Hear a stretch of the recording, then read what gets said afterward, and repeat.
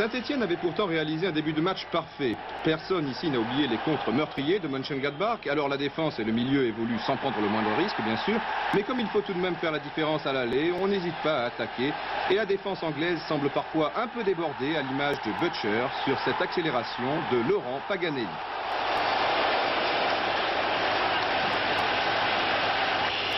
Question, pourquoi Platini se trouve au ras des pâquerettes? Réponse, tout simplement parce que devant les nombreuses attaques des Verts, Beatty est obligé de faire le ménage.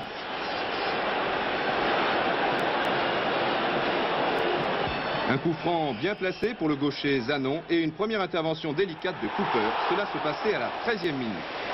2 minutes plus tard, les Anglais se dégagent, mais dans la défense stéphanoise, Lopez a réussi un premier quart d'heure absolument remarquable. Et ça peut repartir avec Battiston. Larios. Platini, assez maladroit jusqu'alors, lance très bien Johnny Rep, mais le jardinier Beatty ratisse une nouvelle fois. C'est un corner pour les Verts.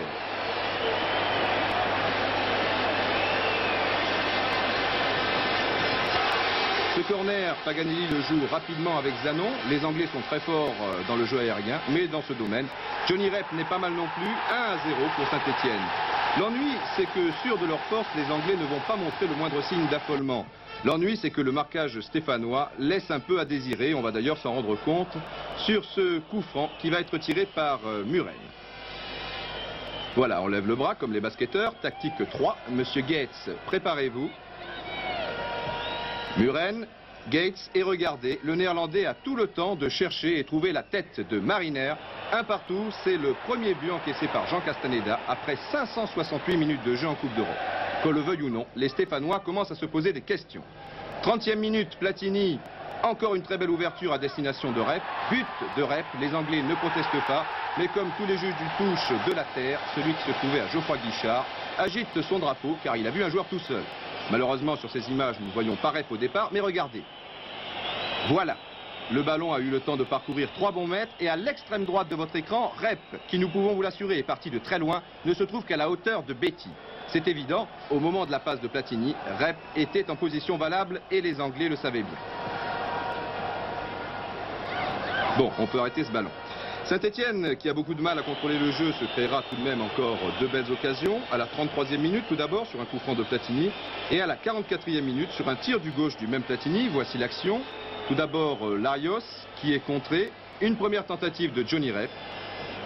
Et le tir de Michel Platini.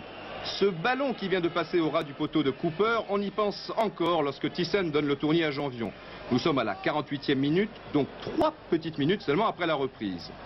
Work en retrait pour Muren, et voilà. Le rêve, 44e minute, 2-1 pour les Verts. La réalité, 48e minute, 2-1, oui, mais pour les Bleus. Le match est terminé, même si les joueurs de Saint-Etienne débordent en certaines occasions la défense anglaise. Zanon, Platini pour Rep, faute de Mills, penalty. Cela semblait évident sur ce plan, mais M. Reina, qui ne se trouvait pas dans l'axe des caméras, ne siffle pas, et il a raison.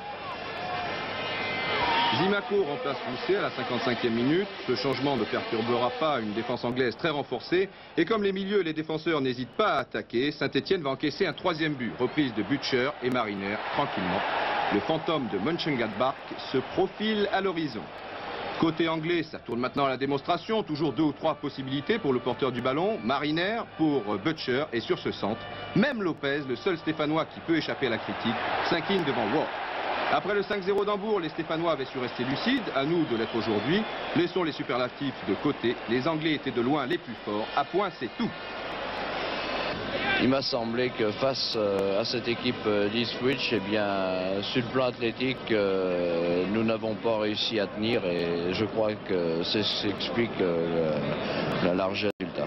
Selon vous, c'est sur le plan physique qu'Ipswich a fait ce soir la différence? Oui, parce que techniquement, en plus, ils étaient au moins aussi bons que nous, peut-être meilleurs. Et sur le plan athlétique, ils se sont montrés beaucoup plus entreprenants.